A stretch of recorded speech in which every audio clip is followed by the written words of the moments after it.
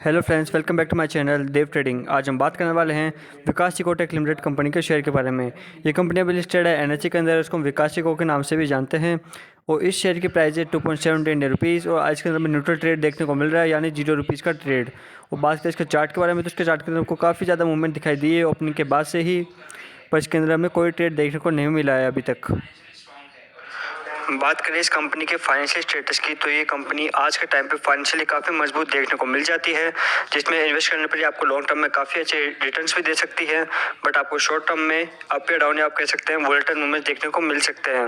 बात करें इस कंपनी की, तो इंडिया की टॉप कंपनीज में ये कंपनी अभी के टाइम पे काफ़ी अच्छी पोजीशन होल्ड करती है। हम आपको जरूर रिकमेंड करेंगे कि आप इस शेयर में ज़रूर इन्वेस्ट करें, या फिर आप अपने फाइनेंशियल एडवाइजर से एडवाइस ले सकते हैं। तो आज की वीडियो में बस इतना ही।